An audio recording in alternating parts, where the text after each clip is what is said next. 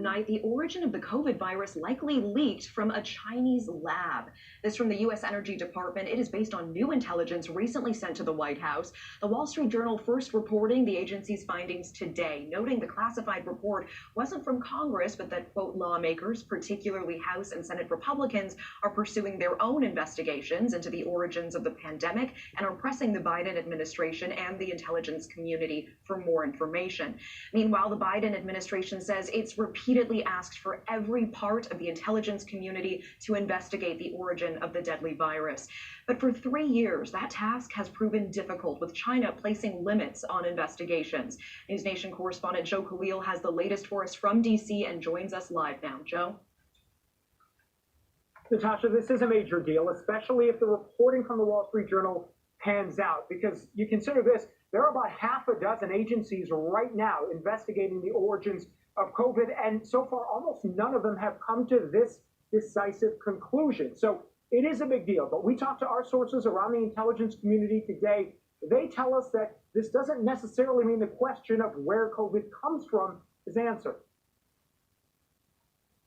The Department of Energy now believes the most likely explanation for the origins of COVID is that it leaked from a Chinese lab, not that it occurred naturally.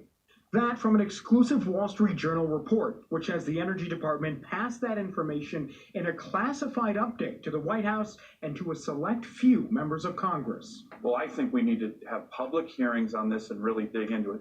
Alaska Senator Dan Sullivan says if it's proven that COVID spread because of a lab accident in Wuhan, China needs to be held accountable. A lot of evidence that it's coming from the Chinese, and when other countries even raise it, like Australia, the Chinese use their coercive economic activities to shut people up. If accurate, the report is a major update. Up to this point, no government agency with the weight of the Department of Energy has come to this conclusion aside from the FBI. But unlike the FBI, the Department of Energy staffs whole teams of scientific and medical experts and oversees national labs with skills to make this call. Yet, many administration officials say the evidence to confirm it is still in question. Health leaders like Dr. Fauci have been repeatedly pressed on it. He's always maintained we cannot rule out the lab leak theory, but that the evidence wasn't enough for him to support it.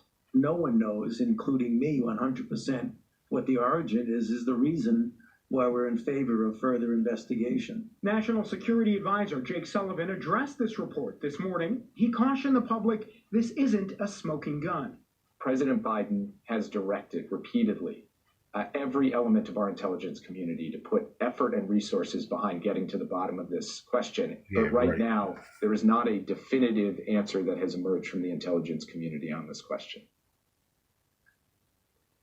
And in their story, even the Wall Street Journal did acknowledge that the memo the Department of Energy sent over to the White House explained that while they're making this conclusion, they're making it with, in their words, low confidence. So the evidence still may have a couple of holes in it, Natasha. And I do want to also mention that as we reached out to our sources, we asked whether the Gang of Eight, the top congressional leaders in both parties and leaders in the Intelligence Committee, have seen this new evidence. They say they cannot confirm nor deny that, but that they do get regular updates about all the investigations into the origins of COVID.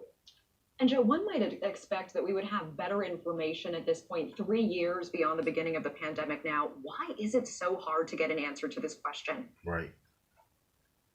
The answer to that is really that the government in China has just been stonewalling. There has been no legitimate investigation inside China because the government doesn't allow it. They won't allow international inspectors to come in. And even this goes back to the beginning of the pandemic. They were being very vague. They were not being transparent about what was going on within Wuhan, within China. So that's why up to this point, we still have just bits of information and a lot of theories, but not exactly a conclusive call, which we may otherwise have if China were being more open and transparent about what happened. All right, Joe Khalil. But yet they talking about a balloon in the air. And look, y'all, I told y'all these two people are in the bed together. In the bed together, y'all. It's a big illusion, y'all. That's being played out in your face. These two some bitches in the bed together, along with